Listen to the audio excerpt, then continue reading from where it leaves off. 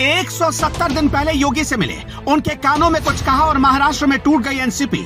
ना अमित शाह ना मोदी, कौन है वो चाणक्य जिसने मैं 4 साल में महाराष्ट्र से बीजेपी के विरोधियों को गायब कर दिया। मोदी खुलेआम करते हैं इनकी तारीफ और अमित शाह कहते हैं उसके जैसा कलेजा चाहिए। नवनीत राणा और नुपुर शर्मा जिसे बांधती है राखी, कौन है वो महारथी।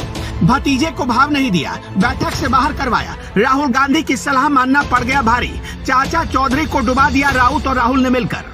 शाम होते होते महाराष्ट्र की राजनीति में ऐसा खेल हो गया जो कि वहां के ट्रैफिक और बारिश के बाद आने वाली मुसीबतों से भी ज्यादा चर्चा में। अब क्योंकि इस साल के अंत में राजस्थान समेत छत्तीसगढ़, मध्य प्रदेश, तेलंगाना और मिजोरम में चुनाव होंगे। इसमें से राजस्थान, छत्तीसगढ़ और मध्य प्रदेश में तो सीधे सीधे बीजेपी और कांग्रेस आमने सामने होंगी, लेकिन महाराष्ट्र में बीजेपी की सबसे बड़ी विरोधी पार्टी एनसीपी अब नक्शे से गायब हो चुकी है। महाराष्ट्र में सियासत का ऐसा भूचाल आया कि उसे नापने के लिए कोई रिएक्टर पैमाना तक नहीं मिला। तो वहीं दूसरी ओर नरेंद्र मोदी कैबिनेट में बहुत जल्द और तेजी के साथ फेरबदल की खबरों ने भी जोर पकड़ लिया है। महज 18 दिन के अंदर यानी 20 जुलाई से शुरू होने वाले मानसून सत्र से पहले मोदी कैबिनेट में आखिरी बदलाव हो सकते हैं। देश के प्रधानमंत्री नरेंद्र मोदी आपको सोमवार को केंद्रीय मंत्रिपरिषद की बैठक की अध्यक्षता करते हुए दिखाई देंगे। ये बैठक प्रगति मैदान में होने की पूरी उम्मीद है, लेकिन अभी से कैबिनेट विस्तार में पूर्व कैबिनेट मंत्री प्रफुल्ल पटेल की चर्चा होने लगी है।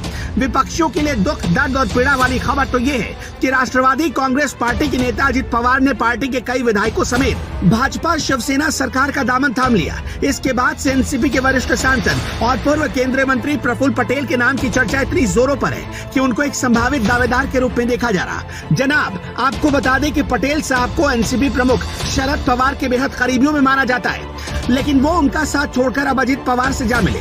असल में अजित पवार शरद पवार के भतीजे हैं। अब सीन ये है कि अजित पवार के महाराष्ट्र में उप मुख्यमंत्री पद की शपथ लेते ही प्रफुल्ल पटेल को केंद्र सरकार में लाए जाने की खबरों ने जोर पकड़ लिया है। सरल भाषा में आपके लिए ये है कि अजित पवार अब बीजेपी के साथ है और महाराष्ट्र की एकनाथ शिंदे सरकार में उप मुख्यमंत्री पद पर बैठे हैं। अजित पवार के अलावा छगन भुजबल समेत कुल 9 विधायकों ने एकनाथ शिंदे की सरकार में मंत्री पद की शपथ ग्रहण की।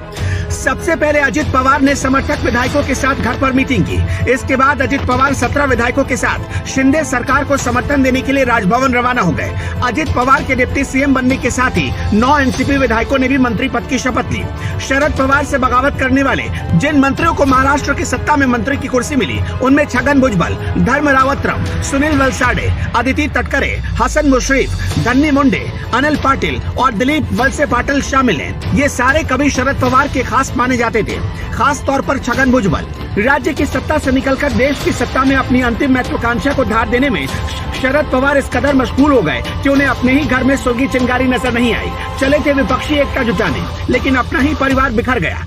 लेकिन आपको क्या लगता है, इस चाल से विपक्ष की उम्मीदों को ग्रहण लगेगा या नहीं? कमेंट बॉक्स में हमें जरूर बताएं।